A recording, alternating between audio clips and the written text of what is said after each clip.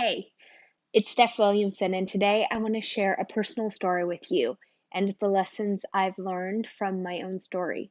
It's kind of a success sponsored by a whole bunch of failures kind of journey. It all started in 2010 when I left Chico State University with my freshly printed diploma for my degree in the theater arts. I wanted to become an actress. I knew to do that I had to move to a city. So I moved to Seattle, Washington, because LA was terrifying and San Francisco is too close to home. Seattle it was. And I spent a year pounding the pavement, auditioning 10 times a week while picking up several different coffee shop jobs and really hustling to make my dream a reality. What happened was 2 years in, I realized that I actually had lost a part of myself. I had always thought that acting was meant to be my career path, was meant to be the thing for me. But I got really stressed out, really sick, and realized that I was actually just fitting into all sorts of other people's boxes. Every director, it was all, my worthiness was given up to them. My identity was given up to this starving artist mentality, and it's not really who I was. Being so sick and tired of being sick and tired, I decided I should probably get healthy. That would be at least a place to start so my body could feel good again. And I wanted to hire a personal trainer. But read Starving Artist? I was broke. So it's like, hey, why not just go back to school and become one? Then maybe it's something I could teach other actors to do to take care of themselves rather than run themselves in the ground trying to be skinny and successful. So I did just that. I moved and went back to school to be a personal trainer. It was awesome. I fell in love with my body, with who I got to be as a trainer and who I got to serve as a trainer. And then 2 years in, I realized I did it again. I had lost myself to another industry. It just happened to have a different mask on. I had been fitting into each box of each gym I worked at. I had one persona here and another here, and there were little bits of me. I'll give myself credit. I put a lot of me into my work, but I still had given up my heart, my soul, my passion into an industry that required me to mold and fit it rather than be fully me. In the fitness industry, I had this really crappy story that to be successful, I had to make people feel bad so that they would hire me to lose weight. And that just didn't resonate with me. So I tried to do the flip and I started teaching and promoting self love and body awareness along with my personal training.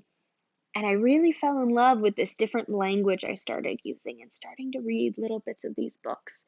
And I spilled my heart out to a woman at a networking event that I didn't want to go to, by the way, but I did. And she said, "Have you ever thought of being a coach?"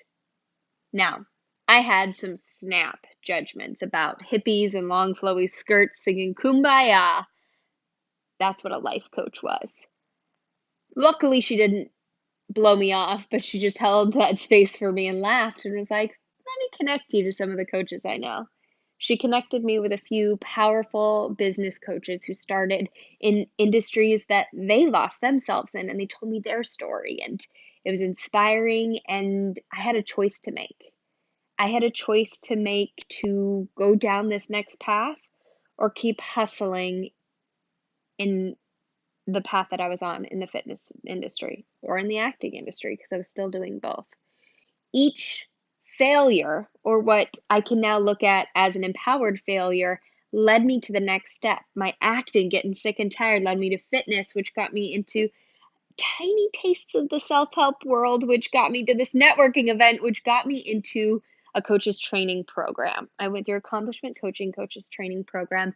And during that year, that intensive year diving into the coaching world, I realized a few things. I realized one, that each of these industries had swallowed me whole and I had become like a robot version of myself, constantly trying to put myself more into my work and feeling like it wasn't allowed. And I realized that in life coaching, The only thing that's ever asked of me is to be more me. I finally found a career, a community, and a body of work that requires me to be all of me, and then to grow and to be more of me, and then to transform and be a new version of me. There's always another place to expand into, lean into, and grow into, and it's all based on me being my greatest and my best. And now I get to do that with my clients. I get to help them take their journey and unleash more of themselves in their work. Because some of them love their job or are looking for that job they love. And it's my passion and my purpose to unleash people's full expressions of themselves, their lives, their leadership into the world through the body of work that they do. So each failure led to my success now as a coach. Success was really sponsored by my failures. I would go into business debt, bail myself out into debt, bail myself out into debt, bail myself out.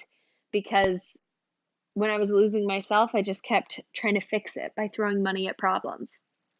Now, I'm beyond my 3-year mark in the coaching industry. I'm not burnt out. I'm still leaning in and bringing more and more of myself to my work. And I'm excited to continue this next, I don't know, I'm super young, the next 50, 60 years to this career so I can impact the world and serve people at a really high level. Hope you got something from my story, and I'd love to talk to you about yours.